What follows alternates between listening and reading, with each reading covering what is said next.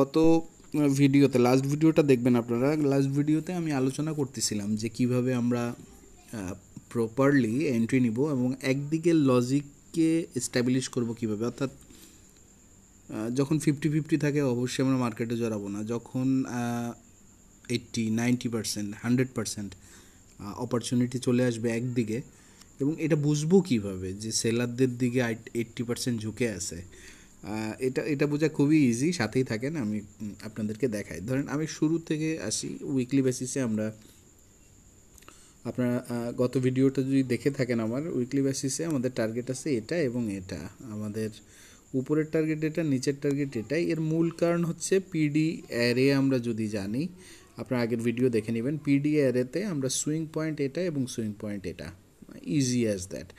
এর ভিতর যদি কোনো ফেয়ার ভ্যালু গ্যাপ থাকতো সেটাও হতো একটা PD array. Fair value gap নেই বলে আমরা এখান থেকে দেখেন নিচে কোনো ফেয়ার ভ্যালু গ্যাপ নেই, এখানে কোনো ফেয়ার ভ্যালু গ্যাপ নেই, ফলে এটাই যাবে অথবা এটাই যাবে উইকলি বেসিসে। আমরা যখন এটা জেনে গেলাম, আমরা চলে যাব 4 ঘন্টাতে। আমরা 4 ঘন্টা টাইম ফ্রেমে যাই। 4 ঘন্টা টাইম ফ্রেমে যে আমরা ওই সময় দেখতে পাচ্ছি যে উপরের দিকে দুটো টার্গেট ছিল আমাদের। একটা হচ্ছে এটা সুইং পয়েন্ট, আর একটা ছিল এটা। এই দুইটা সুইং পয়েন্ট আমাদের টার্গেট ছিল। তা আমরা এছাড়া ভিতরের দিকে দেখেন যে ফেয়ার ভ্যালু গ্যাপও ছিল একটা টার্গেট। আমি যদি একটু দেখাই, এখানে একটা ফেয়ার ভ্যালু, কিন্তু ওটা প্রাইসটা অলরেডি নিয়ে ফেলছিল ওই ফেয়ার ভ্যালু গ্যাপ, ফলে ফেয়ার ভ্যালু গ্যাপটা টার্গেট হিসেবে আমরা কাজে লাগাতে পারবো না। এখানে ছিল উপরে এটা সুইং পয়েন্ট, নিচে এটা সুইং পয়েন্ট। আর আমরা যদি যেহেতু এই এরিয়া থেকে টার্গেট করব, নিচে এই এই যে সুইং পয়েন্ট আছে এটাও একটা টার্গেট হতে পারে, যেটা আমরা একটু পরে আলোচনা করব। আমরা 1 আওয়ারে চলে যাই। 1 আওয়ারে যে আমরা সিদ্ধান্তটা নিয়েছিলাম এখানে, গত ভিডিওটা দেখবেন লাস্ট, এবং আমরা কেন এখানে সিদ্ধান্ত নিব, এর বেসিসটা কী ছিল, এটা আমরা কিন্তু ডেভেলপ করে আসছি। তা আমরা 15 মিনিটে যাই। যে আমরা 15 মিনিটে দেখব যে আসলে এখানে কি হচ্ছে, এবং আমরা এন্ট্রির পিছনে সেলের দিকে যে 100% ঢুকে আছে, এটা আমরা কিভাবে বুঝলাম। দেখেন যে এটা বোঝাটা ডিফিকাল্ট কিছু না। আপনাকে ফেয়ার ভ্যালু এরিয়াটা বুঝতে হবে। ফেয়ার ভ্যালু এরিয়াটা হচ্ছে কি, প্রাইসটা যখন উপরে যাচ্ছে, একদিকে এই যে বায়াররা আসলো, তাহলে শুধু বায়াররা এখানে সুযোগ পাইছে। এখন সেলারদেরকে আপনি সুযোগ দিবেন না? অবশ্যই ওই সেলারদেরকে সুযোগ দিছে এই যে। আবার দেখেন যে আবার যখন বায়াররা আসছে এখানে, তখন সেলারদেরকে সুযোগ দিবেন না? এই দেখেন সেলারদেরকে সুযোগ দিছে উপর থেকে নিচে এই পর্যন্ত এসে। তেমনি তা এই যে সুযোগগুলো দিচ্ছে, এটা কখন আপনি কাউন্ট করবেন? অনলি যখন এই হাইটা নেবে। এই হাইটা নেওয়ার পর আপনি কাউন্ট করবেন। হাইটা নিল, তার মানে এই পর্যন্ত সুযোগ দিছে। এখানে যখন আবার হাইটা নিছে ঠিক এই এরিয়াতে, তখন সুযোগ দিছে হচ্ছে এখান থেকে এই পর্যন্ত। দেখেন, তার মানে প্রত্যেকটা ক্ষেত্রে দেখেন যে বায়াররা যখন উঠতেছে সেলারদেরকে সুযোগ দিচ্ছে, বায়াররা যখন উপরে উঠছে সেলারদেরকে সুযোগ দিছে, বায়াররা যখন উপরে উঠছে এখানেও সেলারদেরকে একটা সুযোগ দিছে। এই যে সুযোগ দিছে, অর্থাৎ রিট্রেসমেন্ট, এই যে রিট্রেসমেন্টগুলো, এগুলো হচ্ছে ফেয়ার ভ্যালু এরিয়া। তা আমরা এই এরিয়াটাকে যদি বক্স আউট করি, দেখেন যে এই হচ্ছে ফেয়ার ভ্যালু এরিয়া। আমরা এই ক্ষেত্রে একটু কালার আউট করে ফেলি, যাতে আমরা ফিল করি, কালার দিই, যাতে বুঝি যে হ্যাঁ ওইটা এরিয়া। ওই দেখেন, তাহলে মূল বিষয়টা যেটা এখানে আমরা যেটা বুঝতে হবে সেটা হচ্ছে কি, প্রাইস যখন উপরে গেল, বায়াররা সুযোগ পাইলো, এবার সেলাররাও সুযোগটা পাইলো, এবং বায়ার সেলার মোটামুটি ফেয়ার একটা ভ্যালু সুযোগ পায়, ফেয়ার একটা ভ্যালু মিটিগেট করছে ফেয়ার ভ্যালু পর্যন্ত। তখন কিন্তু মার্কেটটা এফিসিয়েন্ট হয়ে গেছে, এবার মার্কেটটা ফোর্স আউট করছে। তো যখন ওই হাইটা নিছে, তখন আমরা বুঝে ফেললাম যে এইখান থেকে এই পর্যন্ত যেহেতু রিটেস্ট করছে, এটা ছিল fair value area.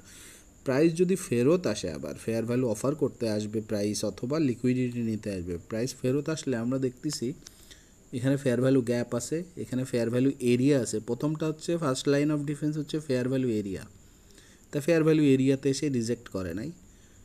Second line of defence অর্থাৎ ওভারল্যাপিং একটা ডিফেন্স হচ্ছে, এখানে দেখেন ফেয়ার ভ্যালু গ্যাপ, এখানে ফেয়ার ভ্যালু গ্যাপ। আপনারা যারা ফেয়ার ভ্যালু গ্যাপ কি জানেন না, কাইন্ডলি একটু অনলাইনে দেখে নেবেন, খুব ইজি। 3টা ক্যান্ডেলের মধ্যে যে গ্যাপ থাকে। এবার ফেয়ার ভ্যালু গ্যাপে এসে যখন ব্রেকআউট করলো, এই হাইটাতে হাই ব্রেকআউট করছে। সো আমরা এখানে মোটামুটি বুঝে গেলাম যে this is the fair value area. এবং লাস্ট আমার যে পিডিআর এটা ছিল, সেটা হচ্ছে সুইংয়ের লোটা, কারণ এর নিচে লিকুইডিটি আছে। তো এক্ষেত্রে প্রাইস আর লো নিতে আসে নাই। প্রাইস তার সেকেন্ড যে ডিফেন্সটা ওভারল্যাপিং ফেয়ার ভ্যালু গ্যাপ, সেখান থেকে রিজেক্ট করছে। এবং পরেরটাতে যখন আমরা যাই, পরের যে ফেয়ার ভ্যালু এরিয়া এইখান থেকে এই পর্যন্ত, এখানেও দেখেন যে বিষয়টা হচ্ছে প্রাইসটা এখানে যখন ফেরত আসছে তখন এই ফেয়ার ভ্যালু গ্যাপটা অর্থাৎ সেকেন্ড লাইন অফ ডিফেন্স থেকে রিজেক্ট করছে। এবার যদি আমরা থার্ড পয়েন্টটা দেখি, খুবই ভাইটাল, ভালোভাবে বুঝবেন ইস্যুটা। এখান থেকে এ পর্যন্ত ফেয়ার ভ্যালু এরিয়া, তাহলে প্রাইস যখন ফেরত আসছে দেখেন এক্ষেত্রে প্রাইস এসে কিন্তু ফেয়ার ভ্যালু গ্যাপ থেকে একটা রিজেকশান আসছে, কিন্তু সেই রিজেকশানটা হোল্ড করে নাই।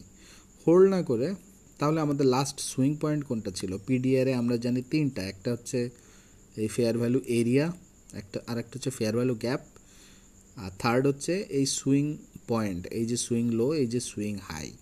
তাহলে এখান থেকে রিজেক্ট হয়ে নামতেছে এবং আমরা 15 মিনিটে আসি, এটা এখান থেকে রিজেক্ট হয়ে নামতেছে এবং আমরা দেখতেছি যে আমাদের ওভারল্যাপিং ডিফেন্স বা ফার্স্ট যে ডিফেন্সটা ছিল সেটা তো ডিসরিগার্ড করছেই, কিছুটা চাইছিল এখান থেকে উঠতে, কিন্তু যখন উঠতে গেছে তখন কিন্তু হাইটা নিতে পারে নাই, ফলে ফেল করছে।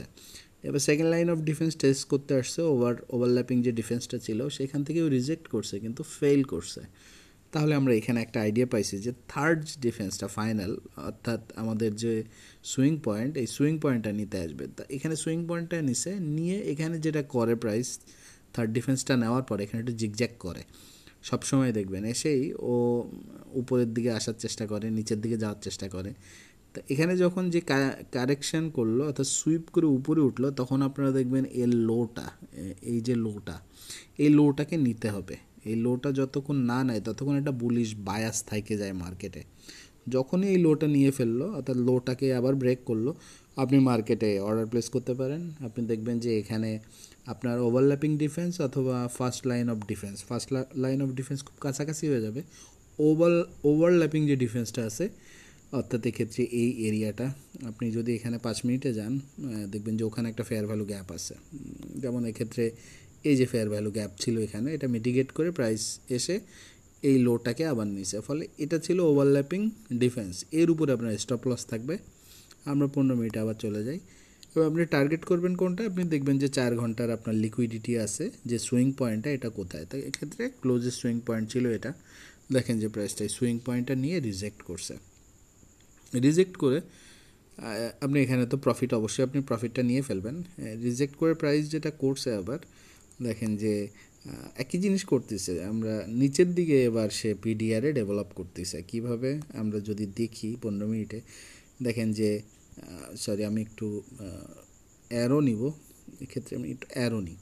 দেখেন যে প্রাইস এখান থেকে বায়াররা সুযোগ পাইছে, বায়ার সুযোগ পাইছে, তাহলে আবার সেলারদেরকে সুযোগ দিতে হবে না?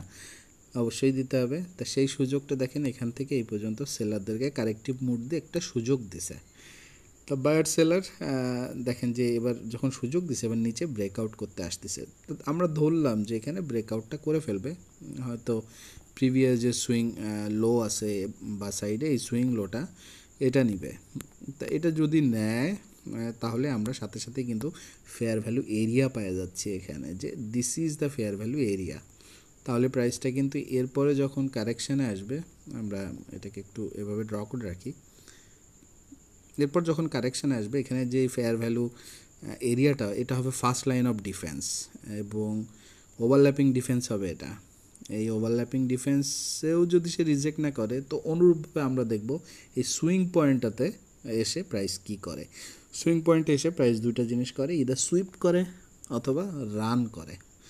যদি রান করে আমরা অর্ডার দেব বুলিশ, আর যদি সুইপ করে তাহলে কিন্তু কোনো অর্ডার নেই, কারণ সুইপ করে যখন ভিতরে আসলো তখন সেটা 50-50 হয়ে গেল, নিচের দিকেও যেতে পারে উপরের দিকেও যেতে পারে। আমরা 50-50 কোনো সিচুয়েশানে অর্ডার প্লেস করব না।